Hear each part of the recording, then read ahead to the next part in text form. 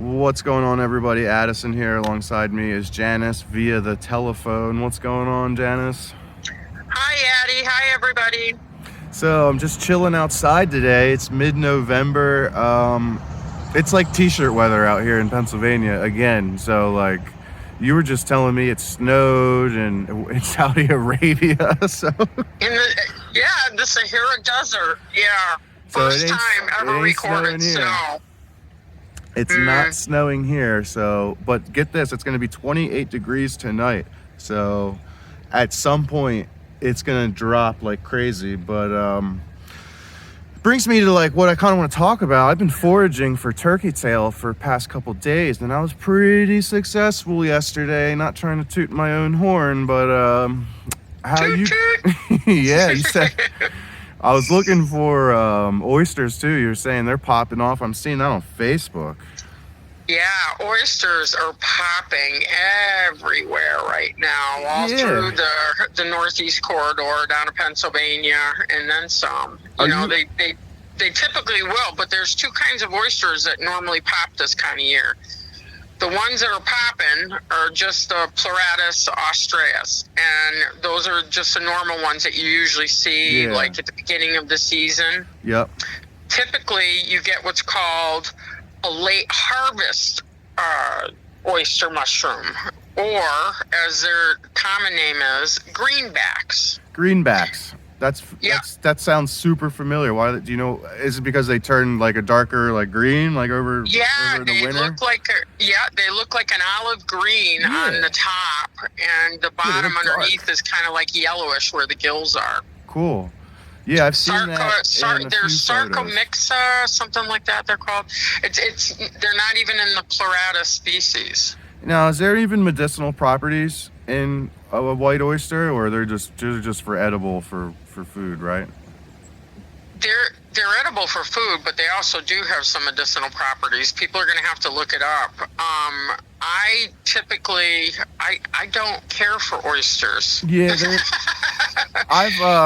camping, it is the number one mushroom we forage and eat while we're camping, and it just kind of tastes like nothing to me in a way.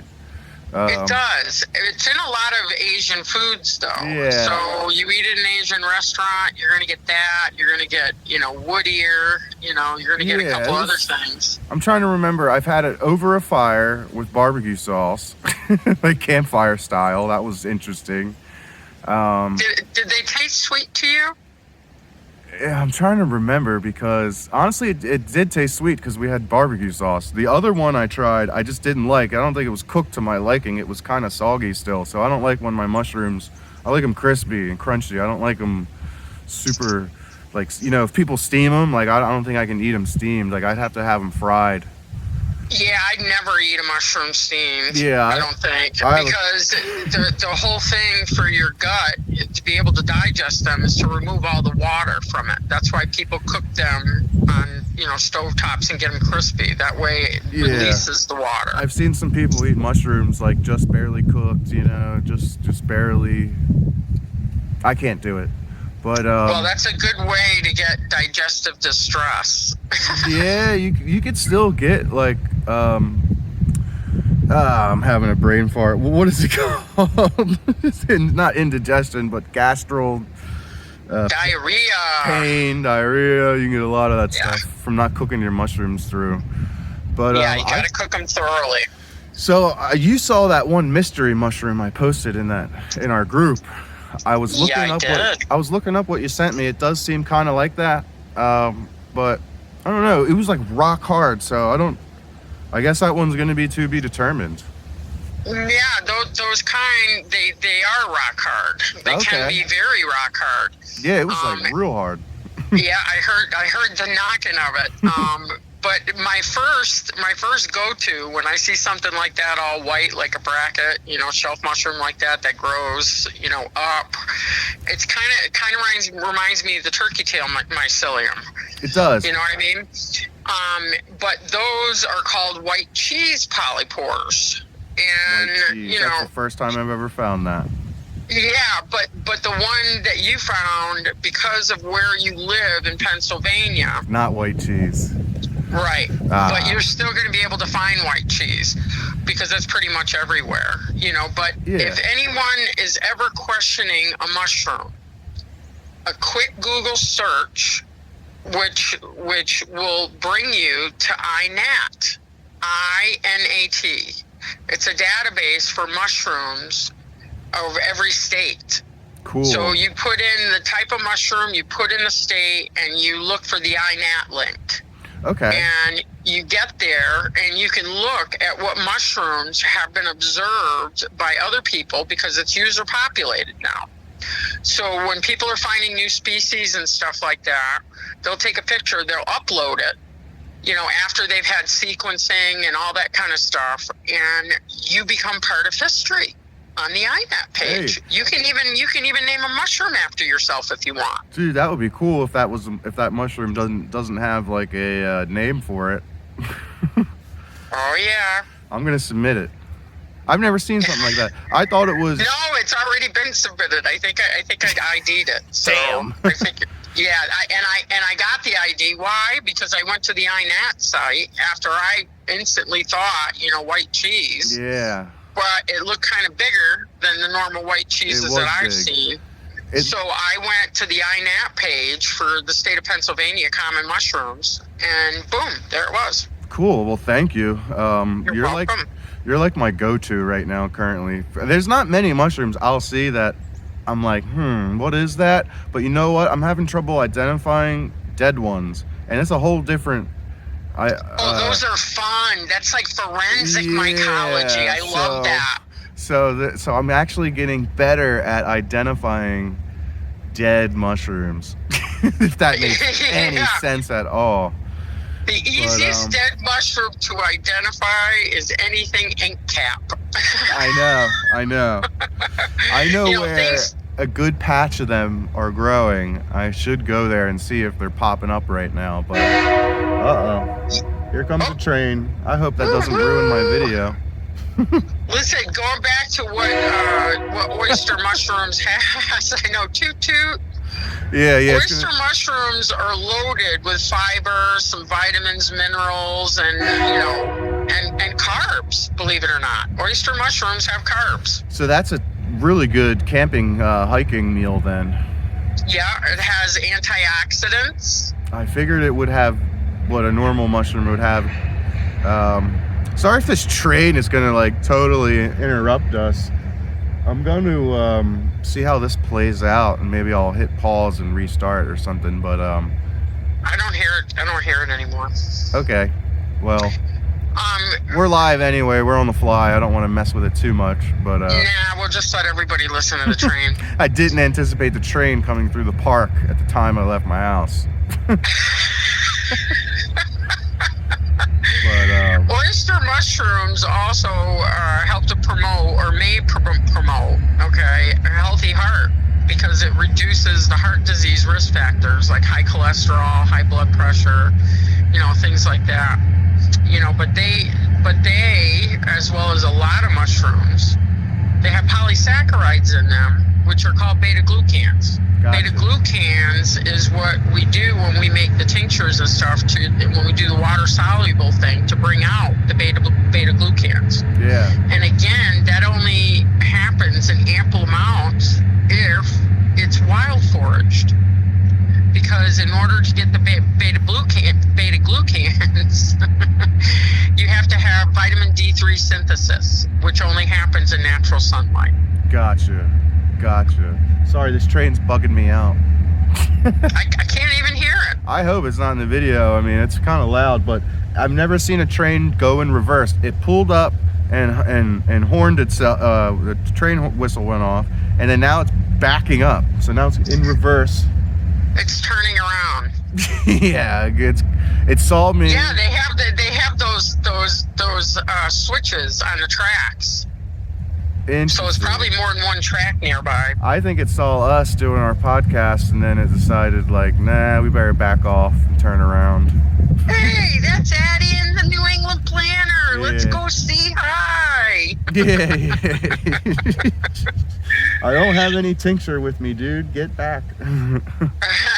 The other thing I don't like about oysters is when you wild forage them, you got to keep an eye on the what it grows on, and where you've typically seen spent oysters, because they have these little tiny black beetles that are in the gills. Yeah, I've seen that. Which, yeah, so you've got to get them like literally like overnight as soon as they pop. Otherwise, you're going to have all those little beetles in it. Now, a lot of people say, beetles? Hey, that's just more protein. We'll eat that. Yeah, not me. Nah, I noticed one year I found a bunch of yellow oysters, and there was a crap ton of beetles all over them. I think I have a video of it somewhere on YouTube too. But yeah. They were like a specific kind of beetle too. They were like they like loved the yellow oyster mushroom. So I don't know what that was about. That's the same type of one that I'm talking about. They're these tiny little beetles, and there's a lot of instructional videos on YouTube on how to clean them. But the good thing about oysters is that you can squeeze them because the instructional videos that I saw and some of the methods that I use is I put them in a cold water bath in the sink with salt. Okay. And I put them in there for a couple minutes, 15, whatever. Now, typically you don't add water to mushrooms, right? Typically. Yeah, but with oysters you can, because there's even videos where you see people picking them up out of the water and squeezing them. Really? They don't break apart. It's like a rubbery texture almost once they're wet. It's funny, like as you're talking, I'm looking around. The viewers can't see this, but I'm looking at a creek, and I'm looking at all these trees. I'm the whole time I'm looking for some oysters to see if I can just see any. It rained just the other night, real good for the first time in like weeks, and that's why I've been out foraging so hard the past couple of days. But yeah. So good weather like this, I mean, it's unprecedented to have oysters popping like this time of year, because usually there's snow on the ground. I mean, you get a couple of them, but even on the Myco pages, everybody's oyster crazy right now. It's funny because I'm following Maine now because I joined it because of you, and I'm following the Pennsylvania group. So the Maine one is a really good, well-oiled machine. That one's great. Yeah, and there's a lot of noted mycologists in there who've written a lot of books. Ones that I've posted on our site on the Tincture Herbal and Mushroom How-To and Info page. And David Spar, he's a great cook. They're always doing meals with forage things just from his yard. Yeah, it's interesting. The Maine Mushroom Group has an admin, right? And then it has a couple. Yeah. And then the Pennsylvania group, dude, it doesn't have an admin. I think it's ran by AI. You believe that? I do. Yes, because I was looking for the admins on there because you join the page, you just check it out. And yesterday I was like, who's adminning this? Like they're doing a hell of a job, for a public group, blah blah blah in my head. And I look at it, and it's got an AI bot as your helper. So that's who helps. I don't know. Does Facebook create these things? I don't know. Or is AI just creating it? It's on its freaking own. Or it could mean that it's up for grabs if the admin abandoned it. I don't think it's up for grabs. There's like 59,000 people in it or something. But I know, I saw that. There's no admin. If there is an admin, I mean, they have themselves hidden, but like there's an AI like assist at the top, and it says to just like ask that thing and report all issues to it.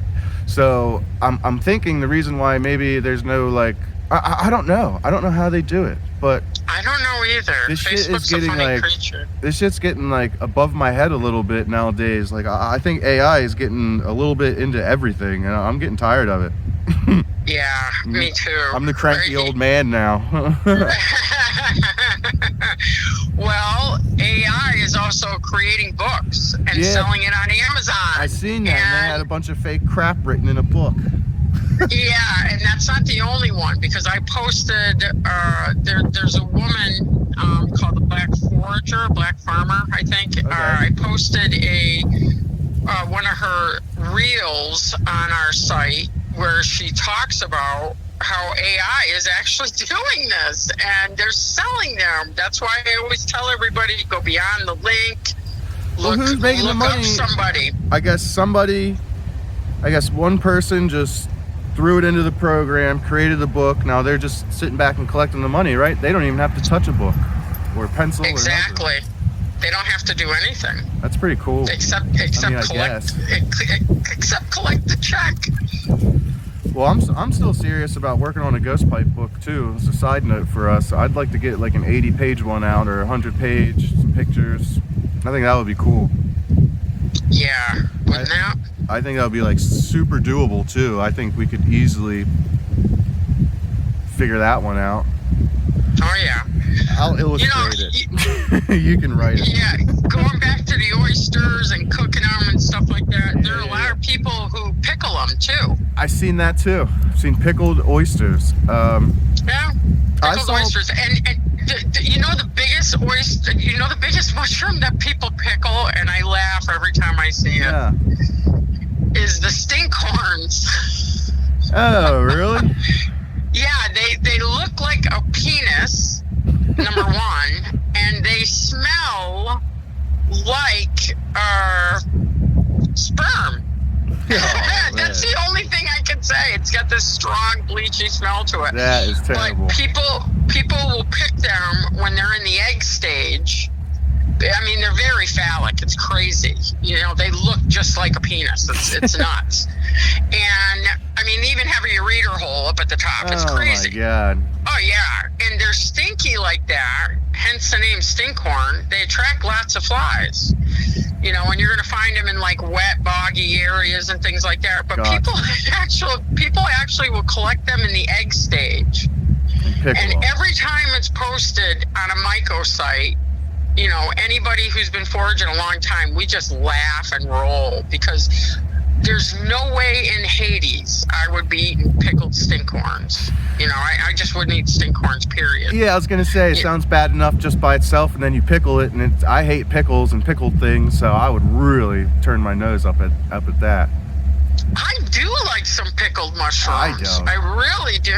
If you get the right mushroom, like the white button ones, those are great to pickle. What about, I mean? I seen pickled asparagus for the first time not too long ago. That was interesting. Oh, honey, I live in the land of pickled everything. Anything that you can pickle up here, people are pickling. Dilly beans, you know, asparagus, onions, everything. Yeah. But you can find the pickled mushrooms in the store. They're marinated mushrooms. Gotcha. Yeah, all I see are the dried mushrooms. Yeah, go into the mustard and pickle aisle. You'll find them. Gotcha. Yeah, I'm not gonna buy any, but I'll look at them. Oh, I love them. I got a jar in the fridge right now. Oh gosh, my fiance. I love them. But the thing is that when they're pickled, they're not cooked, right? No, the pickling cures it. Right, but fermentation, yes, fermentation is your friend for something like that. Yeah, have you ever made kombucha? No. I've never made it. I've only had it, and they sell a bunch of different mushroom varieties now. So I had a turkey tail kombucha once. That was actually interesting. But well, turkey tail promotes gut health. Yeah, I would say it creates a nice biome in there. So why would I drink kombucha? I don't know. You know, that's stacking. That's something I don't need to do. You know, yeah, it was interesting. And that's like, what's that Korean kimchi? Kimchi? I've never had that either. Kimchi, it smells horrific. But there's a lot of Filipinos, a lot of Asian community that swear by kimchi. They use it for gut health and promotion of, you know, boosting the immunity and things like that. Well, yeah, but, you know, turkey tail can do the same. You know what I see people doing now to stay warm and get extra, like, hiking, I guess, out of themselves? They eat pepper water. Like, they put, like, hot pepper flakes in their water and drink it, and it, like, heats them up somehow. Have you ever heard of that? I think it's pretty new.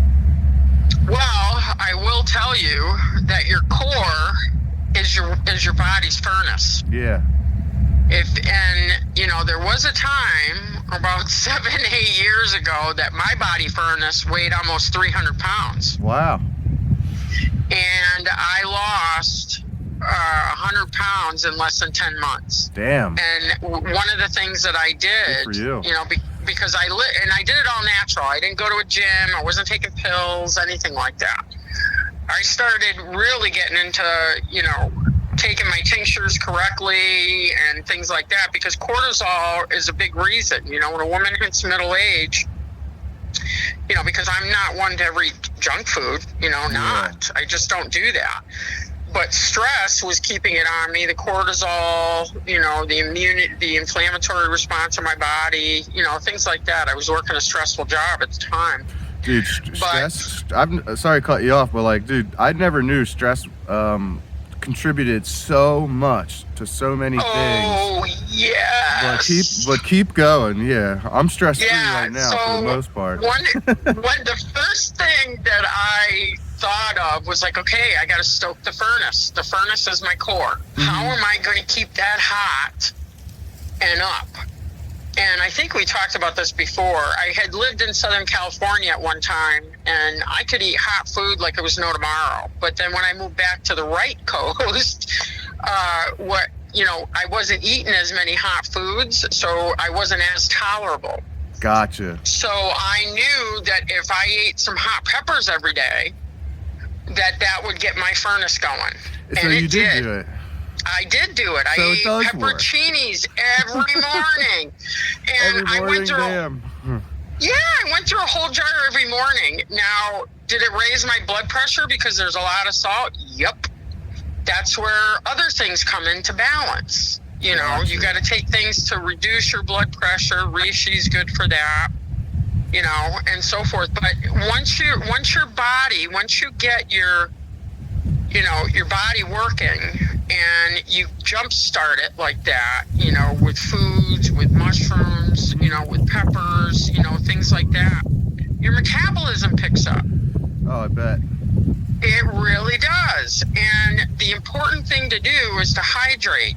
And a lot of the reason why women, especially, our cortisol levels are crazy because of our stress is because a lot of women think that they're hydrating just fine. And they're not. You got to flush your body. You got to drink like a gallon of water a day. Yeah. It's hard, I'm a person that hates drinking water. Really? You're one of them people? Yes, I can't stand it. What's wrong with it? I don't like flat water. I like just regular water out of my Brita, dude. I drink a couple Britas a day easily. It's all I buy. It's all I drink. The only other thing I'll buy is Gatorade. I love blue Gatorade. Listen, Gatorade is great as long as you get the full sugar Gatorade. And not the one that's got sweeteners. You know what I mean? Stay away from the sweeteners. But I don't like flat water. I'll drink flat water if I infuse it. Lavender, lemon, things like that. If I have to. But normally it's polar seltzer. Polar seltzer so you're a has no person. Salts in it. Yeah, no salts in it, no nothing. I was raised drinking, seltzer water, and I love it. Yeah, I can't get into it. Oh, I love it. Like LaCroix and all that stuff you love? No, not LaCroix, because LaCroix's got artificial flavors. It's got a lot of crap in it. I think that's the number sweeteners. one seller at all the different stores I've worked at is LaCroix. This one store would sell pallets of that stuff. That's because nobody reads labels Train's anymore. back, dude. They don't read labels. I was talking to somebody last night, and I told them that I'm so mad at the U.S. now because Janice, I'm gonna hit pause real quick, okay? We'll be right back. Alrighty, we're back. The train is pulling away. I can see the last cart in the video, and it is gone. Woohoo! So we need to save that train horn for a blooper reel, Addie. Yeah, I guess that was one of our first bloopers. The benefits are taping live, right? Yeah, I just sat down. I found a nice, cozy little park bench, and then the fucking train came in and ruined my video. I can still hear the horn. Woo, woo. Oh man. Yeah, come on. I think that's lovely. That's There's cool. a lot of people. You got to remember, there's a lot of Wow, people. I see a hawk. Yeah. What? Check this out. You see a hawk? I see a hawk right now. I'm filming it. Is it a red tail? I believe so. That or what's the smaller one? I don't know. I'd have to have eyes on it. But those are my forest guardians, remember? Yeah, I know. He's hunting he's looking for something. He's moving quick. Are you upwind or downwind? I don't, off the top of my head, I don't know. Or lick your finger and put it up in the air, right in front of you. Which side does the wind blow on? My back. So my back is to the turn wind. around. You're upwind. Turn around, face the wind, and see if you smell anything funky. Just the river. There might be something near the river because there's something that red-tailed hawk wants. But Yeah, I hope I got him. It was definitely a hawk. I was like, oh shit. well, there's falcons down where you are too, isn't there? Yeah, there's about 6 different birds of prey or raptors of the sky, in a different way of putting it. You ever call them that, raptors? No, I call them my gardien de forêt. They're helping me when I'm out there. I'll have to keep my eye out for that hawk, see if he comes back. But Well, if you hear him start to scream, that's when you really need to pay attention. yeah, he could be anywhere. He could be fishing. He could be hitting some ground. Yeah. It's a beautiful day out, though. There's no leaves on the trees, so he can see everything clear as day. Oh yeah, eagle eyes. Mm-hmm. They can see for long distances for sure. So we were talking about chaga. Have you ever found it before? Oh yeah. So what do you? Tons of it. So you just make it into like a powder and make tea with it, right? Yeah, just make it into a powder. You know, you harvesting it though can be a challenge. Yeah, it seems like a bitch. Yeah, it really is a bitch. You gotta bring a machete out in the field with you. So there's no way you can just rip it off with your hands like you could like. No. No, and there's a big difference between chaga and a burl. Yeah. And that's where tree ID comes in. You got to know what trees chaga grows on, Exactly. which are yellow birch, silver birch, birch trees in general is what chaga is going to grow on. So I should go back out to where I was and go on a chaga hunt because there was a shitload of birch trees, and I actually had a hard time finding them because I was looking for them aside from this one forest I know of. So now that I know where I can find some near that turkey tail I found, I'm gonna go back and just keep my eyes a little further up in the sky and look. What are they, like 10 feet? They could be anywhere on the tree, right? they can be anywhere on the tree. So- They look like drippy black tar Yeah, usually, that's what I in thought. in clumps, and some of them will look, if it's one that's grown for a long time. And by the way, chaga does take a very long time to I was grow. gonna say, it looks like it would take a shitload of time for that to form over and over and over itself. It really does. And so sometimes you'll see it'll look like a cone, but Yeah. people mistake tree burls for chaga all the I time. bet. The one picture I was looking at, hey, there's a birch tree. I see one. Okay, cool. It looked it was like red. When he took it off, it was like a red, Yes, orange the on the inside. inside. Yeah. That's yeah. right. It's like an orangey red on the inside. So that's going to be your tall tale sign then, right? Yes, that is the telltale sign. It has, it looks kind of like a rust in a way. Yeah. It has that like orangey red. Mm-hmm. So I'm going to keep my eyes out for that. The turkey tail video did good, so that was a cool little hunt. So I'm definitely trying to fit in as many little mini adventures as I can before the season ends. Well, chaga, the good thing is that you find that in the wintertime too. Yeah, I know. I just gotta Like go out in the middle of winter. It sucks. Get you a good pair of LL Bean boots like I've got. I got these. Timberlands. I got some Timberlands, but they ain't. Nah, dude, I got these. Winter boots. I got waterproof lace up all the way to my knee now. Okay, LL Beans that have shearling on the inside of it with the typical LL Bean, rubber sole, which can be slippery in the wintertime. But that's why you wear those ice, those, what do you call those ice grabbers? Yeah, the ice grabbers. You put on the boots. Yeah. And they'll keep your feet dry. They'll keep your feet warm. I've never worn them before, dude. That's a sin. I should have been wearing them years ago. You gotta have those shearlings, and I live in Maine. Hello, LL Bean. It's an institution. A lot of people complain about LL Bean nowadays because they don't automatically just switch out your stuff anymore. Because it used to be you could have like river driver shirts. That's another big thing. If you're hiking in the wintertime, LL Bean makes a type of shirt. It's called a river driver. River driver. And it's like the classic, pullover shirt with long sleeves, and it's got like the 3 buttons. What do you call those kind of shirts or whatever? Yeah, but a river driver shirt's a little bit different, because it has 2 layers of wool with a layer of cotton in the middle. Oh.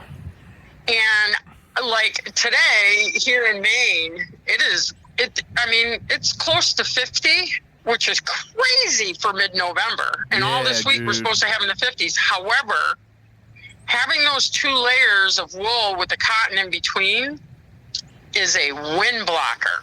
Oh. Almost like fleeces. So if you're going to be out there hiking, there's a lot of things that you should have. One of them is have lots of fleece. Yeah. Fleece is made out of recycled plastic, which I hate, but it's a wind blocker. So I have headbands, like I'll pull, because my hair is down to my waist and it's all curly. It's crazy.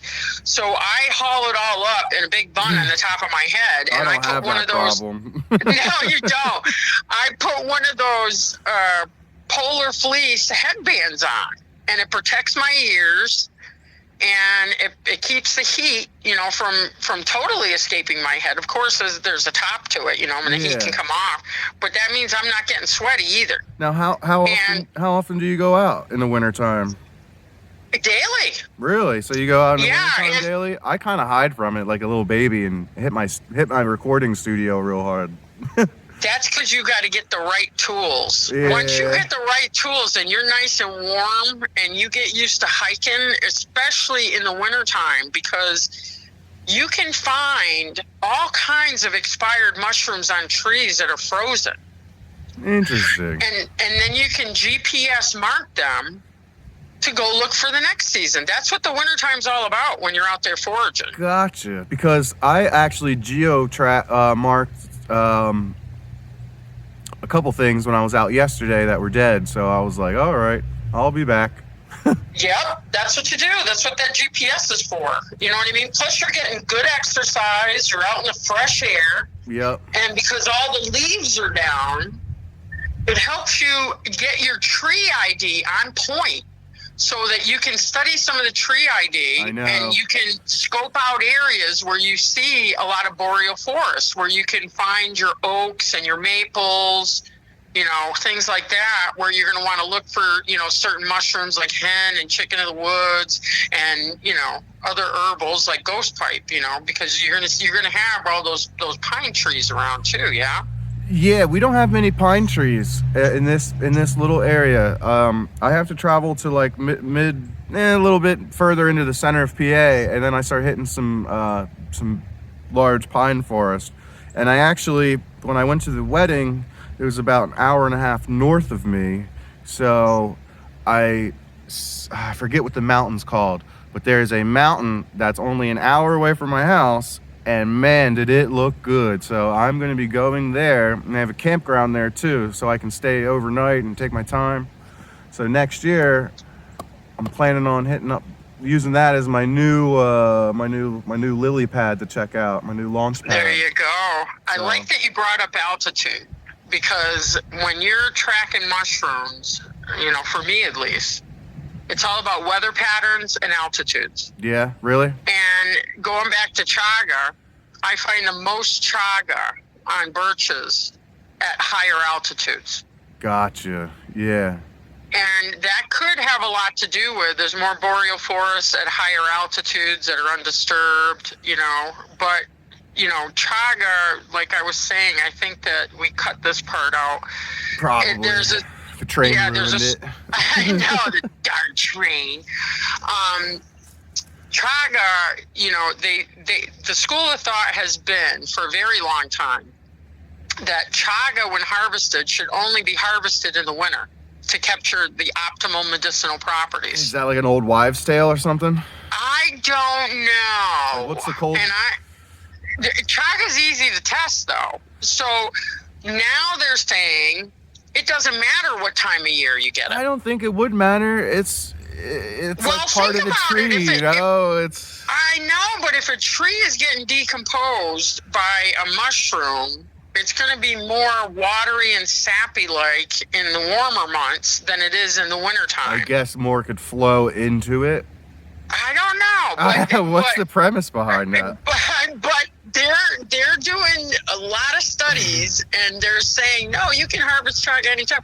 But I haven't sat down with the science. That could be just one of those, I heard that on the internet thing. Dude, I don't believe in any hearsay about herbs or anything anymore. Like, I just, after the last few herbal groups I've been in on Facebook, man, if I told you had to wear a cowboy hat to go harvest chicken of the woods, and that's the only way you're going to harvest it, people will be wearing cowboy hats. Well, funny than not, I'm always wearing hats. When I'm out in the woods, I'm always wearing hats and cowboy hats at that. I'm kind of known for it. All right, so that'll be in the book. Yeah, there you go. Wear a cowboy hat when you go out and harvest. But, so there is a lot of talk about, when to appropriately harvest chaga, and I'm going to stick to the winter time. I knew it grew through the winter, and because it's part of the tree, basically. But it is, but you got to think about it. The carbohydrates, the sappiness, that's not going to flow as much in the wintertime, so that mushroom's going to capture more of those properties in a sense. I typically don't harvest chaga unless it's cold out. Yeah, I have never harvested it. I'm sure I've walked past it. I probably walked past it the other day when I was out. So I'm going to find some this winter. That's on my bucket list. So chaga hunting, you better, if you're out there right now, you better watch out. I'm going to... Addison's coming. I'm going to be looking for you. Now, what do? You find one and it's like, I don't know, 20 feet in the air. In the middle of the woods. I guess that one's staying. You bring a ladder. Oh, my God. Listen, there's those little fire escape ladders. They work great. But you GPS it, you come back, you bring your ladder, you bring something. But, people also... This will make a good YouTube video, so it might happen. Well, I'll tell you what, a lot of foragers bring out to collect mushrooms that are high up in trees, including chicken of the woods. Fishing wire with a heavy washer on the other end of it. Okay. You throw it up, like a lasso. You get it hung up, and then and then you just pull the fishing wire, and it slices the mushrooms right off. So mushroom fishing. Yeah, but you can't do that with chaga unless it's razor wire. Even then, you'd need a saw. Yeah, I was gonna say I don't know what kind of fishing gear you need to cut through that, but something pretty serious, harpoon. Yeah. Listen, I've thought about bringing one of those electric chainsaws more than a few times. When I find chaga, but I just love my machete. I'm at least gonna find it. So what do you do? So you find it. Is it already dried out, or do you have to dry it out? Yeah, it kind of is. It looks like it is. Because it looks like it is. It is, and you can break it apart with a hammer inside of a pillowcase. You can try to cut it up. Good luck. Usually it's really hard. I think one of the hardest roots I've ever dealt with is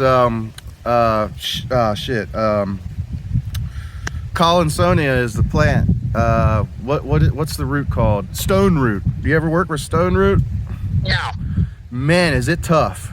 It is like a hence stone. the name stone root. Yeah. It's pretty cool though, but I brought it. People encapsulate that. They turn it into tinctures and all kinds of stuff. It's Collinsonia. It's called Collinsonia. Yeah, I tinctured it, and my tincture, dude, the root, it turns it like midnight black, like oil black. Like your tincture is like my tincture turned like just black. After just a couple days. Did you notice the scent? Yeah, a strong smell. Lemon. Yeah, you know what? It did have like a citrusy like bite to it. Yeah, it's got a strong lemon smell. It's dark brown. It's got, pretty hard exterior. Yeah, you can only find it a certain time of the year because the flowers shoot out of it, and then the rest. Right. And then if you can't find it, then you'll never find it because it's not that. It's weird. It's not that deep into the soil. It's actually like it almost like sits right under it, like maybe I don't know, less than an inch, because I just ripped them up with my hands, bare hands. No kidding. So well, it's got a knotty texture. I do know that. Yeah, they're. And it was like the smell, the odor kind of goes away, huh? I said it was like the size of a pretzel. You know what I mean? Like a soft pretzel. There you go. Yeah. And like I said, do you know what people use it for? I think for heart health, I believe, or blood health, or heart health. It has muscle relaxant-like effects, and it's also used as a sedative. So I'm wrong. It's used, natural treatment for pain, some digestive, UTIs, upper respiratory illnesses, things like that. Again, it's you're not going to find that in ample amounts like you do ghost pipe. No, and when you take the root, it's done. You took it. Yeah, it's done. It's not going to reflower 4 to 6 times like ghost pipe does. Yeah, that's for darn sure. Next year. Yeah, so yeah, I know where to get it though. I know where to harvest it, so I have that one stored. You're gonna have to try. We're gonna have to try to make that next year for you then, and we'll compare it with the ghost pipe. But well, dude, like people that make the Collinsonia, like it would be easy for them to make dude, I'm telling you, it was dark black. Oh yeah. So it would be easy for people to make fake ones, but. It will, because we know that people are adding food color and dye to their shit tinctures. Like that all the time. I wouldn't be. Well, I'm not putting out good ideas or bad ideas, but I think. Well, it's good to let people know what to look for too. Mm-hmm. Yeah, it's like dark black. Maybe I made mine too strong, but Oh, that's not true. Stop saying that. You can never make something too strong. Listen, nature and God made it for a reason, for us to utilize it. You know what I mean? And if you don't make it at a strong strength like you're supposed to, that means that you're not pulling all those medicinals out. This might have been 5 years ago I made it.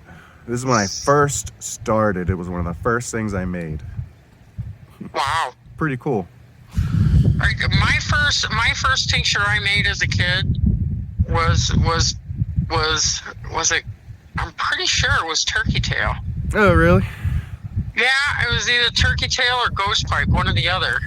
We should do a whole episode on that because I need to get to know. I want to know more about your child life when you were growing up as a planter and a forager and a gardener. Like I want to get more into that next time, maybe. Oh, it's such hippie talk. Oh, I don't care. I'm all over it. Hey, I saw this. Not to bring up your past again, but I National Geographic, when I was at Walmart this morning, their latest issue, because I always pass by it where I check out, it's on the witch hunting trials that happened back in Maine. So I actually was, as my fiance was ringing out, I'm looking at this magazine, reading it, and she's like, "Are you buying that?" I'm like, "No, it just reminds me of somebody." And I was it's funny because my close friends, my really close friends who I've known for a better part of 30 years, most of them, You know, they know I have this uncanny intuition and, you know, the ability to work with certain herbs and things like that. You know, when you're born into a family like mine, it's something that is normal for us, and it's not normal for other people. You know, I'll give you a story. Like, I was with my parents the other night. Yeah. And it was a couple nights ago, and I knew that my mother was going to see a deer before she drove home. I knew it. And I told her, I said, listen, I want you guys to get home before dark, because my mother doesn't like, you know, she's got terrible night vision. Yeah. As what happens when you get older. Yeah, well, I got terrible night vision as is. Yeah, and she said to me, she goes, oh, Jan, I'm going to be fine. And I said, Mom, I'm telling you, there's going to be deer when you get home. And 15 minutes later, my phone started ringing. She says, you're never going to believe what happened right before we turned on the street. And I said, Ma, did you forget who your daughter is? Yeah. And the phone was dead silent. She goes, oh, yeah, that's right. You did say that I was going to run into a deer. And I said, yes, I did. That's funny. So my friends, you know, they think because of my past history, you know, and my family line, that they think it's like a witchy thing. It really isn't. No, it's everybody not. has intuition, and it's how you tap into that intuition. Exactly. You got to be centered. You've got to be connected with the earth, with nature. Yep. You know, and that comes, you know, it just happens naturally in my family because we're born foragers and healers. Yeah. So it's kind of what we do. And like, you are a very realistic person. Like, you live in reality too. You know what I mean? Oh yeah. Like, so do I. Yeah. A lot of people, they overlook that. But isn't it fun to play with people though? Like, you know, do witchy things because you can, because people think that. I usually keep my mouth shut. Oh, really? Unless I'm in a car with someone, you know, and I know that there's going to be something that's going to be crossing my path because I can feel it. I get anxiety, and I instantly, in my mind's eye, I'll see the animal. That's crazy. You know, when you know, there's another friend of mine, you know, girlfriend, you know, she's one of my girlfriends, and we were driving, you know, one night coming up from southern Maine, and I said to her, I said, Becca, I need you to slow down. And she's like, slow down? Because, you know, all these cars are self-driving nowadays, right? Yeah, mine is. I just press the button and it goes. Yeah. Well, I don't have one of those because I drive a Hummer. Oh, okay. I drive an old Hummer for a reason, you know, because I don't like having all that GPS stuff, you know, following me, and I don't want my car driving itself. But to be fair, you know, Big Brother is watching my car. Yeah. Sure. I've had my GPS act real sketchy all of a sudden, and I don't know, maybe I'm too much of a conspiracy theorist to be like, hey, someone's checking in on me, or but yeah, hey, you never know. But you know, she's explaining to me, she goes, look, I'm not even driving right now, it's a car that's doing it. And I told her, I said, I don't care, the car doesn't have the intuition that I do. I said, I know that there's deer up here. And she's like, what? And all of a sudden there's a deer, and she looked at me and she goes, you really are a witch. And I said, no, I'm just in tuned with a lot of vibrations that other people take for granted, and they just, you know, say, oh yeah, I'm not listening to that. That's crazy thoughts. Your crazy thoughts is what save your ass a lot of times. You must have a deer problem like we have a deer problem in Pennsylvania. There are so many, and they cause so many accidents. I wouldn't say it's I guess it is a problem, but well, especially during hunting season. Yeah, right now it's hunting season for us. They're everywhere. Oh yeah. And, it's up here too, and they're getting driven out of the woods. Yep. They're going into more metropolitan areas. You know, but yeah, I seen one walking across the parking lot at Walmart like the other morning, just walking across the parking lot, and I was and Jenny was like, "What is that doing out here?" I said, "It's running away from somebody." Yeah, because it's illegal. I felt bad for it. It is, but think about it. It's illegal, like even here in Maine, within certain city limits. and this is all over. Yeah. You can't discharge a firearm in city limits. No. So they run towards where they hear the noise, which usually is a highway, a major road, things like that. That's their intuition telling them where to go. Because think about it, deer don't have maps. No. They're going to where the population is. So then you get the environmentalists, we're crowding them out. No, you idiot. We're not crowding them out at all. Their fight or flight is kicked in, and so is their intuition. They're going to where they're safe. Yeah, in my old neighborhood, you couldn't hunt, and this is in PA, and hordes of deer. When I say hordes, I mean hundreds. Hundreds of deer would pack up and just live in my general neighborhood. It was a big neighborhood, but like when they came through my backyard like every year, I really wish we had cell phone cameras back then, but the amount of deer that were running through my backyard, they were tripping over each other. There were so many of them, and they hung out there all hunting season, and then they went away. Yeah, I come home at night sometimes because I have heirloom apple trees and pear trees and stuff like that on the property. And the thing is with apple trees is you should rake up the apples at the bottom that fall onto the ground around the tree. If you don't, it creates a fungal infection to the tree. Oh, okay. Yeah, but I leave them out. And I try because they kind of melt in the snow. They go into the tree roots, and that's how come when you have apple trees and they start getting all these spots and start growing funky. That's from that. That's because the tree's got a fungus. Shit. Because of the apples, and it's like mycelium. This going into the mycelial layer. But I leave my apples out because I really don't need to rake them. Because there'll be times when I pull into my driveway and there'll be 12 deers right by my apple tree just eating the apples. Yeah, they're like squirrels around here. I'm sure. Yeah, they're getting drunk. Yeah. They're getting drunk off of fermented apples is what they're doing. Yeah, I heard birds get drunk at a certain time every year off of berries. And that's why they fly around in your car and sporadically just don't make sense. Yeah, that's what they do. Everybody likes getting drunk, especially the squirrels. Everybody likes to tie one off, even in the animal kingdom. But that doesn't happen with mushrooms. No, except for the only mushroom stories is the reindeer eating amanitas. Amanitas. Yeah. Did you ever hear that Santa Claus story about like how he evolved from like mushrooms and stuff? And oh yeah, that's why he's got a red suit with white cool. trim. Actually, it makes a lot of sense.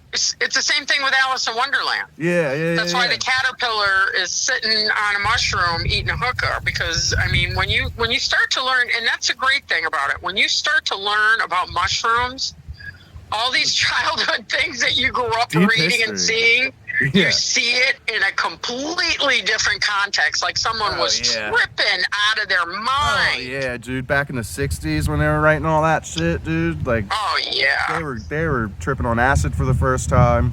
Yeah, Haight Ashbury, San Francisco. Man. Yeah, so I do like the directions of the group. So thanks for helping out with that. I think our how-to group is going great. The ghost pipe group's just going to chill until ghost pipe season, I guess. Well, we'll see how that goes. Hopefully everybody's going to be migrating to this place because the herbal, the tinctures, herbal / mushroom info and how-to will incorporate all of those, and they'll highlight different seasons as to what's coming up, what's doing this, what's doing that. Yeah. I like our ghost pipe group still, though. But, honestly, most of the people in the ghost pipe group are in this group. Yeah, so I don't want to cross promote too much until they get a little bigger. But I love the tincture group. Yeah, I do too. I've got a lot of clients that are in it. You've got people that are clients and friends that are in it, and yeah, I think we're starting to get some. It's a public group, so anybody can join. So I think we got a couple strangers now. So hopefully they're hanging out. Shout out to you well, guys. they're never strangers for too long, because like yesterday, I had a conference, or a FaceTime conference with someone who I've never sold tinctures to before. But they heard of me and they reached out by sending a private message as to the how-tos on how to, make some, reishi tincture. Cool. That's what we want, Yeah, and I'm more than happy to help somebody, and, I always blanket it and say, hey, listen, my methods are proprietary, but I'm going to help guide you so that you're not fooled by anybody else, because like you and I had a private conversation last night where, we were talking about reishi. Reishi is kind of hard to find. You can't find that amply. You don't find an overabundance of reishi all over the place popping during its season. No, I told you the one time I only found it, and it was a bitch. So yeah, it's hard to find it. And once you find a nice old, nice hemlock, and you see it growing on there, it's usually not too far from a water source. Mine was right along a stream. Yeah, a lake, something like that, because you got to remember the roots of that tree are getting, their water from someplace, and so is the mycelial layer that's the underground network. I wish I could go back in time, because at the time I was with a friend and he knew more about mushrooms than I did. Now it might be flipped, but long story short, dude, he was like, pull over now, pull over. Oh, I do that all the time. I'm like, stop. I pull over. Back up. These roads are small, you pull over too far, you're rolling down a hill. So long story short, I pulled over. He had to get down there quick so a car could pass us. Long story short, he went down there. He got a whole t-shirt full of it and ran back up, and we ate some when we were camping. I really wish I had a second shot at it, because we didn't know what we were doing, really. It was the first time ever. It's actually surprisingly hard. It's a tough mushroom. Yeah, it's that red varnish on top of, it can get hard, but you can fry them up at the baby stage when they're the button stage. Dude, it was hard. We fried them. You know, we cut them up into like strips and fried them up. Dude, it was like rock hard. I was like, dude, I can't eat this. It's too hard. Yeah. No, at that stage, you want to use it to make a tincture. That's what we should have done. Yeah, but in talking, I don't even think we were making tinctures at that time, though. So this was maybe in 2018 or 17. Oh, yeah, before COVID. BC. I call that BC. Yeah, but I had asked her, I said, did you wild forage that reishi? And she said, well, no. And I said, okay. She goes, do you think I have some? And I said, well, it depends. And she, did a screenshot of, what her backyard was and told me they had 10 acres. And I saw these big, tall hemlocks she had back there. And I said, you definitely got some reishi. She goes, do you think? I said, 10 acres? Heck yeah, you do. I said, so where did you get your reishi? And she says, well, I bought it off of a woman online who said it was wild foraged. And I said, yeah, I don't sell my reishi. No. And she goes, what? And I said, yeah, no, because I'm lucky if I get, 20 big pieces in a season. Yeah. And I need that to make my tinctures every year so that I can age it and steep it, before I take out the water solubles. And I said, so if someone is selling their reishi and they're telling you they're wild forage, I said, how much did you pay for it? She goes, $15. I go, yeah, that wasn't wild foraged. Yeah, we were talking about that. You can grow like any mushroom nowadays. It's you can, except for, you can't grow chanterelles and you can't grow black trumpet. Black trumpets are like impossible to grow. A lot of the grow kits that you'll see, you can farm reishi. I mean, you can grow it in grow bags and stuff like that. But the one thing that, we've mentioned before is if it's not wild foraged, it's not connected to that underground mycelial layer. And it's not going to have a maximum medicinal value because it's also not going to have, it's not going to have the polysaccharides, which is the beta glucans, that the vitamin D3 synthesis happens to produce that from natural light. But it's more so because it's not connected to that mycelial layer underground. And is it going to have some medicinal benefits? Yeah, I ever going to make a tincture out of farmed reishi? Hell no.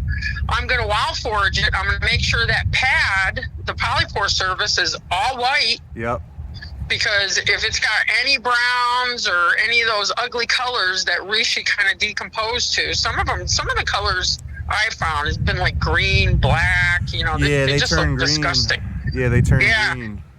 But I like collecting them every now and then and cutting them open and seeing all the bugs that are inside, and worms and things like that. So it's best to get them white polypore surface, harvest them right. And when you dry them, don't use a dehydrator.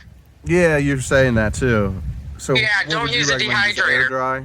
Just hang them up? Yeah, air dry. You cut them thin when you get them home. You put them on a cookie sheet that's got, that screen top where you put cookies to cool after you take out of the oven. Yeah. I put that on top of a cookie sheet, and so that it promotes the airflow. And gotcha. I let them dry in natural sunlight.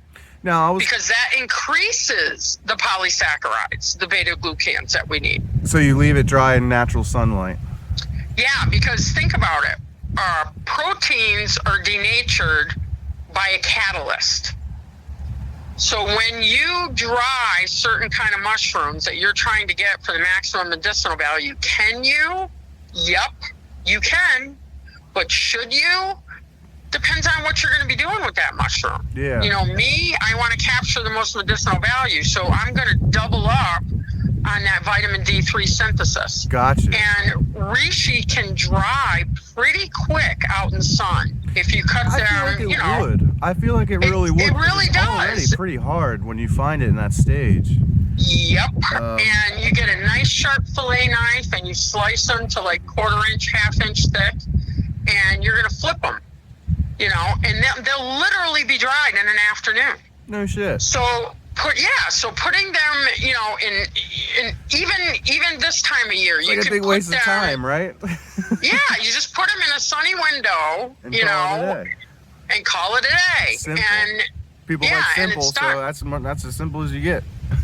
Yeah, because even the other thing, when you try to deconcoct these and try to get the water soluble so that you get those beta-glucans that our body needs, a lot of people, they'll boil them on the stove. Gotcha. Remember, guys, same thing with chaga. There's an optimal temperature, and it is not boiling. No. When you boil a mushroom, you're denaturing those polysaccharides. So that's why it's important to use a crock pot, set it on low, let it sit overnight, let the water dissipate. So, and then just add more water and always use distilled water. Yeah. Never tap, never spring, none of that stuff, because, spring water used to be good. Okay. But science has improved. Spring water is runoff from mountaintops and things like that. And people say, there ain't no homes up there. Dude, this is fresh, clean water. I tried spring water from a grocery store the other day, and it tasted like crap. I mean, it's terrible. Gross. I mean, I've never been like, hey, I'm not drinking that water. Well, Poland Spring got busted because they were saying that Poland Spring water, remember that it came from a spring? Yeah, no, it didn't. They were taking it from a tap. Yeah, it came from tap water. It was like city water. Yeah. Same thing with Dasani. Right. But the thing is with spring water is that runoff, there's lots of animals on that mountaintop. Hell yeah. There's lots of deer. There's all kinds of stuff. Where do you think they're pooping? Yeah. Right? Yeah, dying? So you could actually be creating an environment full of E. coli if you use that natural spring water, because E. coli loves that warm water. Yeah, that, and then the microplastics are out of control too with tap water and spring water. Yeah, the forever chemicals. Yep, so you don't want that in there. Yeah, we've got a lot of that here in Maine. Right now there's certain areas that are just loaded with PFAS. Do you know if you have astrazine in your water? They have it in our water now. I don't drink tap water. Well, see, there's another reason why I don't like flat water adding. Yeah. Astrazine is for for spraying the crops, they just put a little bit, tiny bit in the water. And that's where the joke where Alex Jones was like, it's turning the frogs gay. Like, that's where that came from. And actually, he's kind of right, because a lot of these frogs turn from male to female and female to male. And well, that's something that's indicative to just frogs. Yeah, but this chemical was like pushing them one way. And listen, frogs are the indicator for ground pollutants. If you're in an area and you start seeing frogs with 2 heads, missing legs, more eyes, 6 things toes. like that, because their amphibian skin takes all those toxins in and it changes their DNA. So, frogs, just like a canary in a coal mine, is the indicator for above ground when there's pollutants around. So, so you want to watch for changes that are happening to the amphibians in your area, specifically that, frogs. if there are none either, if there's just 0 of them where they're supposed to be, that might be a problem too. Yeah, it could be, depending on where you live, because birds love to eat frogs too. Now, do you eat frog legs? I've had frog legs, and they taste like chicken. I can't do it. They really do. They taste like chicken, and they look like chicken. It's survival food for me if I had to. Tiny little drum legs. They look like tiny little drum heads is what they kind of look like. I went to a grocery store, and I guess they feature seafood on Fridays, and they had frog legs in their hot bar. I was like, are you kidding me? Yeah. So they had frog legs at their hot bar? In the hot bar. I'm not joking.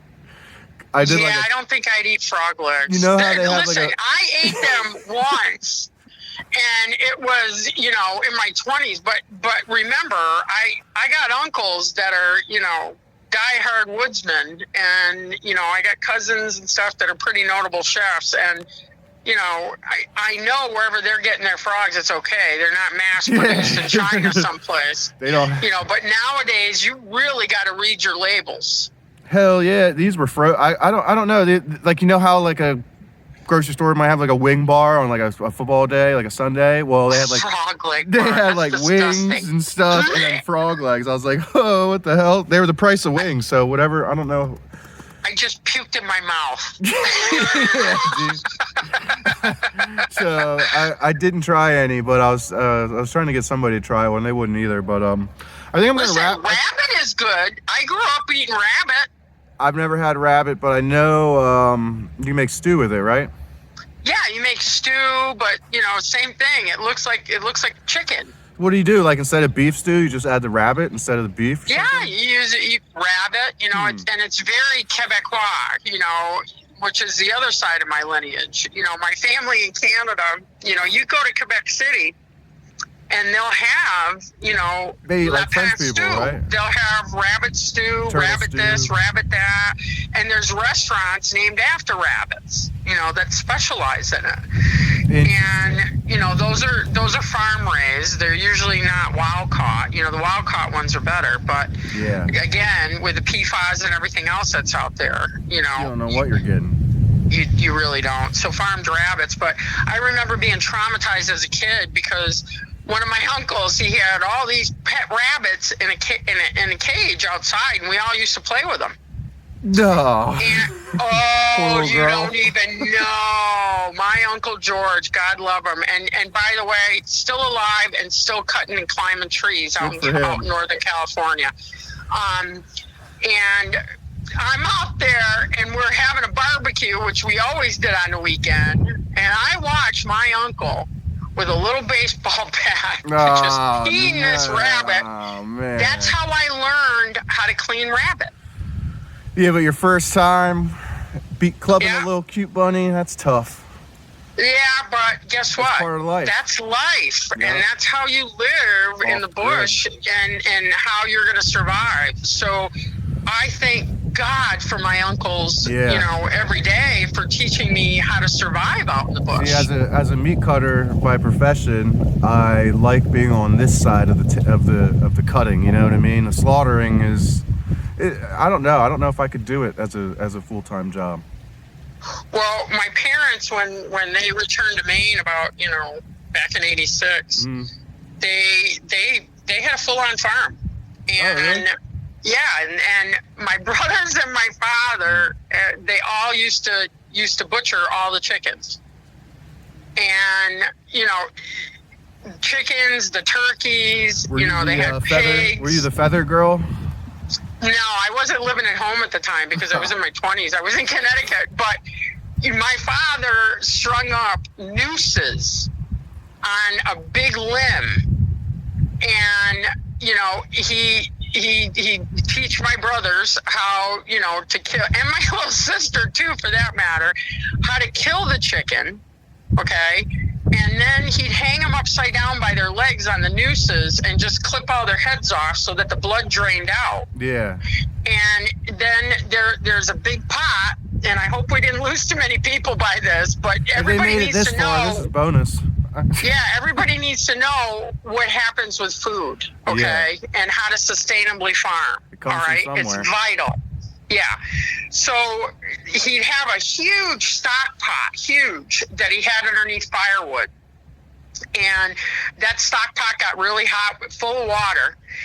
And you take the chickens, you release them from the noose, grab them by their legs, and all you do is dip them in hot water, swirl them around, pull them up, and the feathers just come right off. Yeah, that's what I thought. They put them in a little bath, and then you pluck them. Yeah, they come right off, and then you clean it out, like you normally would do anything. Yeah, and then leave the entrails. Surprisingly, your farm-raised chickens, they taste way better. They're more of a yellow skin than a white skin. No, they have a white skin versus I got it yellow. Backwards. Yeah, I got it backwards. Yeah, because that yellow stuff is I should know plastic. this too as a meat cutter. That's bad. Yeah, it's don't worry about it. And see, that's what happens when you grow up in the United States. People think it's normal. But my parents' meat birds, their legs were bigger than the farm turkeys that you get in the store. So you had 15, 16-pound birds after it was crazy, and the meat was unbelievable because my family was nutso-futso about what they fed them, and it wasn't just stuff filled with antibiotics or it wasn't just grain. They'd even feed them donuts, believe it or not. That's like a pig. That's you feed pigs everything. Listen, these stores throw out day-old stuff all the time. Oh, yeah. And if you live in a farming community, a lot of farmers will hook up. Yeah, they'll hook up with a local store and say, hey, don't throw those out. Give me a call. I'll come pick them up. And they feed them to the pigs and, things like that. There's a brewing company who used to save all their hops. And dude, his pigs would fucking tear them hops up like crazy. And he always joked that they tasted better. And they probably did because you can, I wouldn't be surprised. He gave me a ham steak, dude. It tasted like I was eating bacon. It was that good. It was that fucking good. Yeah. Yeah, it's Listen, the whole pig tastes like bacon. Pork chops taste like bacon. When my parents had the farm, when I lived out of state, I didn't buy my meat in a store. I'd come home and I'd just go in the freezer and take what I needed. That's cool. And then I'd go back home with it in coolers. Because it's so vital that, you kill an animal humanely, number one. You don't want those endorphins going into the meat. So mass produce is never an option for me. I want something that is respected, that was raised for food, that is respected, but I got to tell you, it makes me understand why so many people want to become vegetarians. I don't blame them. I think it's a mind over matter thing, especially with the meat cutting and the blood and dude, it's nothing to me anymore. When I first started, I was this is kind of gross. Now doesn't matter. Yeah. So I guess you get used to it. But I'm thinking we're gonna wrap this up. How do you feel? I feel good. Yeah, we got a little over an hour from the first video, and then the train, and then this video is going on 50 minutes. So just as long as everybody remembers, read your labels. That goes the same thing for any books that you find online, especially on Amazon. Do your research. Go behind the links. Find out about it. Don't just, I heard it. Yeah. You know what I mean? You can't. And even if it's a book that has sold, 50 copies, a couple hundred copies, it's just like the bad tincture makers out there, making with 80 proof and 100 proof and calling it a tincture when it's nothing but an elixir or an extract, okay? You just be, Look behind the link. I love that. Yes, Itzy's a great one. Don't just look for the ones that have sold the most. You've got to do your research. I know, that's another problem too. Everybody just goes with the one that sold the most. But if everybody thinks like that and the one that sells the most turns out to be the shitty one, like it's just I would rather have, a small amount of sales on any website, but all my reviews are spot on. Yeah. Hey, I've tried this before and this is the best ghost pipe I've ever had. Well, yep, it is. Thank you very much. Same thing with the turkey tail and the resheet. You get people, and it also helps people to understand by looking at it by color, by smell. Mm-hmm. Okay, I bought the real thing. Now I know what mine should look like. Exactly. And that's a great point too. So yeah. Self-sufficiency is vital, especially in this day and age. Getting back to bushcraft and, learning your tree ID like you're doing. I'm working on it, man. I have a book of fungi, I have a book of plants, and I'm going to start my book of trees. Tree ID is so vital in this field. I know I it have is. to You're tell supposed to learn the trees first, and I kind of I kind of just know my top 10, and then that's it. Yeah, no, you got to learn the trees. But I gotten kind of lazy because my uncles, in our family, you're a gardener or you're a tree person, you're a treeman. Yeah. And although I love gaffing, always did. I can gaff a telephone pole like there's no tomorrow. Why? Because I watch my uncles gaff big trees, and although those gaffs are much larger sizes than what you'd use for a telephone pole, I can climb a pole like a monkey. That's cool. But I get kind of lazy with my tree ID. If I don't want to look it up and I'm out in the middle of the woods, I take a picture of it and I send it to my uncle. Okay, what's this? Oh, that's a poplar. Really? That's an ash. Well, it looks like, because ash trees will look like birch trees. Yeah, they do. And we have a lot of white oak trees. So white oak looks like they all just look kind of the same. Red oak, red maple. The way you can tell the difference with like a red kind of maple. Look like oak trees. It's just like you got to look at the leaves. You got to look at the bark, because if you look at the bark in the crevasses, you will see the color red. Okay. Yep. See, there you go. What's that on a hickory? That tells you the difference.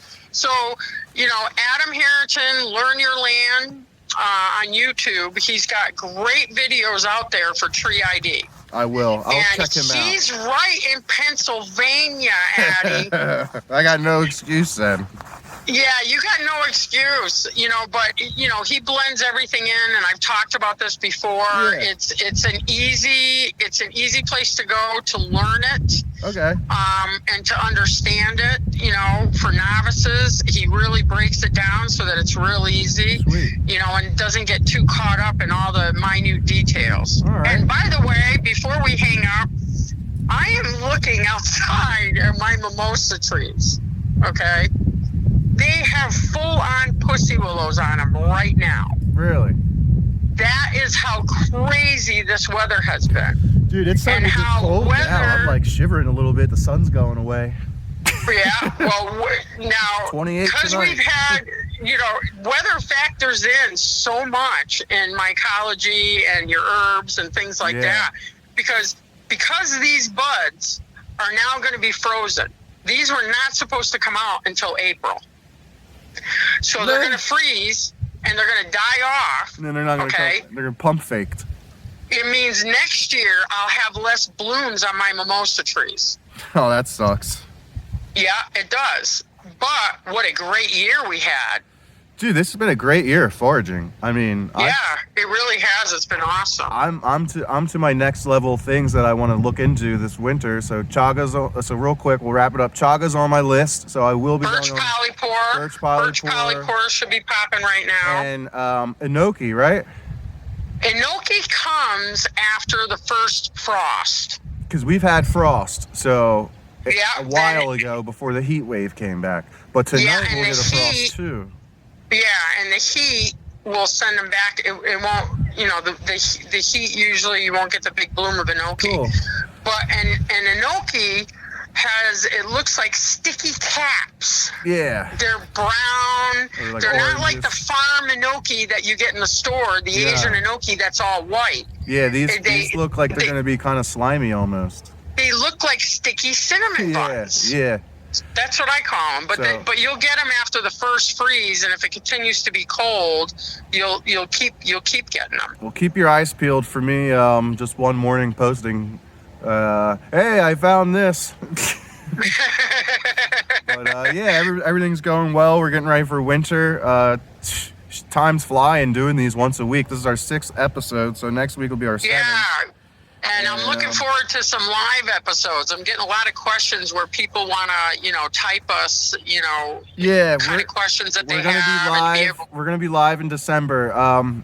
Just so you know, you need 100 people following you, and you need 60 days in. So you might be able to go live before me. So if you can go live, I'll call into you. How about that? Oh boy! And then we'll see how you like being. We'll see how you like being the front runner. We'll figure it out. But we'll get it done. I just want to let everybody know that. Account. So I deleted the information for that. So my old Facebook is my past life. You can go look at that, but I won't be using that one. I'll be using my new one. So I imagine I have about 2 or 3 more weeks before I hit my 60 days, and I'm like 20 people away from like 100 people. So I'll be there by December, and we'll just let this community. Or we can use mine. We can use mine too. Well, do yourself a favor. Just test it to see if it works, and then maybe we'll schedule a live event in our events section. Yeah, so everybody who's made it to the end of this, make a comment. Let us know what day and what time frame works best for you, because we do realize a lot of people are out there working, and Wednesday afternoon may not be a good time. Maybe Wednesday night is, maybe Saturday, Wednesday night, Sunday, like 7 whenever. p.m., something like that, after dinner, before everyone's TV shows come on. Yeah, let us know what you'd like to see, what your ideas are, and Addie and I'll incorporate it, because in the end, we're doing these forums for you. Yeah, for everybody. Yeah, it's not just because we like to sit there and chit chat for an hour or so. I like doing that. Don't get me wrong. Oh yeah, I'm learning.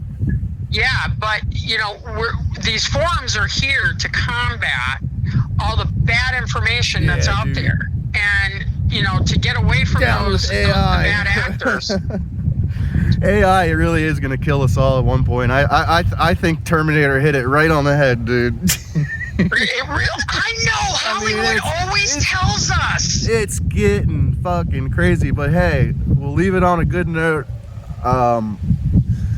Thank you. We really appreciate the follows, definitely. From the bottom of my heart, I'm very blessed to be able to be working with the public in this capacity, because I've had a closed client roster for many, many years. And we're spreading information, we're making friends, and everything's just positive now. We don't have to worry about this admin or that admin or this group or that group. We have our own group, so I don't cater to bots at all. If you're a bot, and stop listening. Bounce. I will bounce. It's funny because I sent you a screenshot today of all your friends, all the Middle Eastern Facebook accounts that have requested me just today alone. I get a lot of those. I haven't ran into them yet, but you we'll wait. See. All right, I'm gonna turn the phone off. Thanks, everybody. See you later, guys. And there's a little doggy in the background.